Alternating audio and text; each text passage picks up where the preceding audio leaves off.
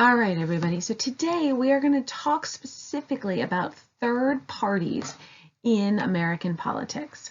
And this quote here, "they ain't got a chance," is pretty accurate because in most cases they really don't. There have been some more recent successes, but it is very difficult for third parties to gain a whole lot of traction. And we'll talk about why, but we'll also talk about why they are important. Okay, to our political system, because they definitely are.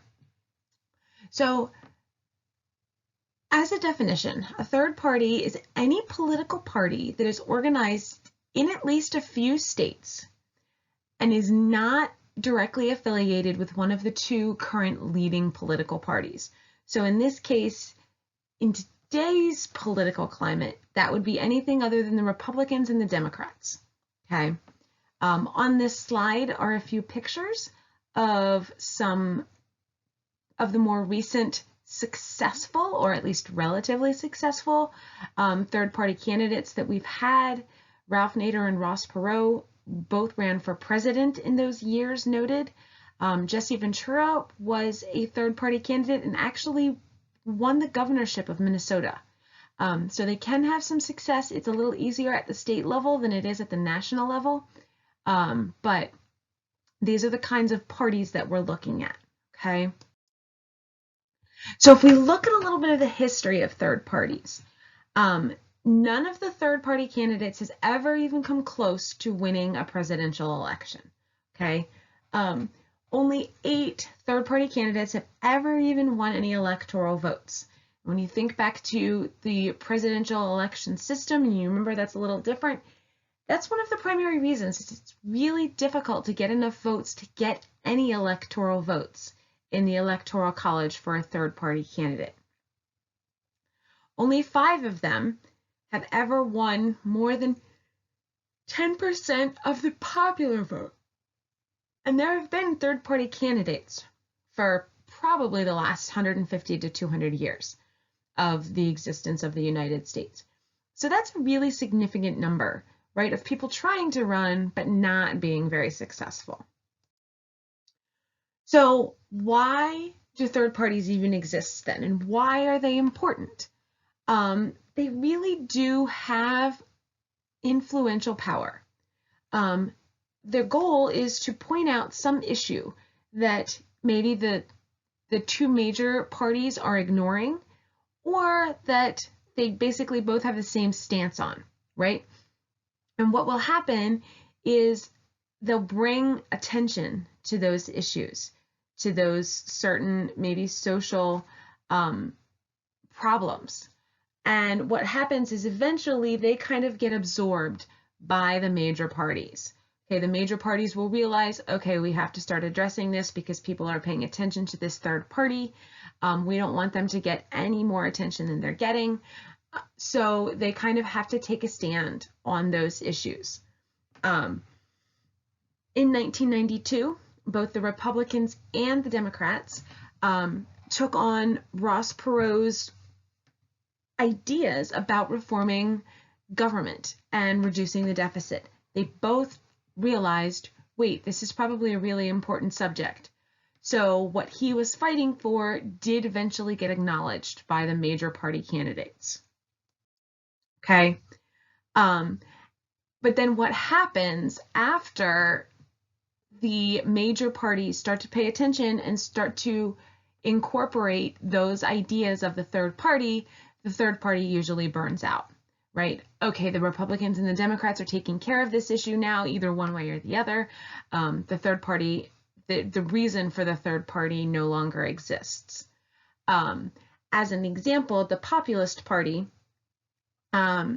platform in 1896 was eventually incorporated into the Democratic Party. So the Populists kind of became the Democrats because the Democrats took the same stand as the Populists. Okay. So let's look at some of the different types of third parties that we have, because third parties exists for a variety of reasons, right? A variety of issues. So the first type are sectional parties. Okay, so these are people who are fighting for basically the lifestyles of a certain section of the country. A really good example of this is Strom Thurmond in the 1940s. He ran on the Dixiecrat Party. He ran on a segregationist platform. So he was a white man from the South, and he supported segregation, which is the separation of blacks and whites. That's what his party stood for, the support of that. This is at the beginning of the civil rights movement. So he was very much against that. He didn't think that blacks and whites should be able to go to the same restaurants or sit in the same section on a bus. So he had a third political party built up around that idea. Eventually that will fade away. You also have parties that form around economic protests, okay? If the government is not supporting the economy in a way that people wish that they would, or not doing enough, or maybe doing too much, you can get these political parties that form around economic interests. One example of this is James Weaver and the Populist Party, who won over 1 million popular votes and 22 electoral votes in the presidential election of 1892. That was pretty significant. So these are the ideas that are then adopted into the Democratic Party, and the reason for the Populist Party eventually goes away. Okay. You have third parties that are formed based on ideological beliefs. These are things like socialists who agree that everything should be shared, no one should own anything. Communists believe that there should only be one party, right? One political party at all. And libertarian parties, these are parties that are based on ideologies, okay? This gentleman here is Gary Johnson. He was the Libertarian presidential candidate in the 2016 election. Initially, he was getting a lot of interest from the public. So you also have political parties that will build up around charismatic personalities, right? People who are larger than life. Teddy Roosevelt had already been president and had stepped down after his second term. He wanted to run again, and legally then he was allowed. He was not accepted on the ticket that of the main party candidate or the main political party that he wanted, so he formed his own party, and he called it the Progressive Bull Moose Party. He was also very successful for a third party candidate because of his personality, because of how people already felt about him. Okay. And the final type of third parties that you will generally see are parties that are focused on a specific issue, right? This picture is of the Prohibition Party in 1892. Remember, Prohibition was a period of time in America when alcohol was banned. So this was prior to that. These are people who ran on a ticket solely focused on getting alcohol banned in America. So these third parties can be raised really on any issue. They're focusing on one thing.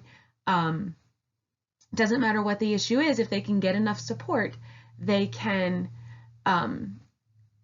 create their own political party and focus on that issue and bring a lot of attention to that issue. We will talk more about this in live class, so I hope to see you all there and have a great day.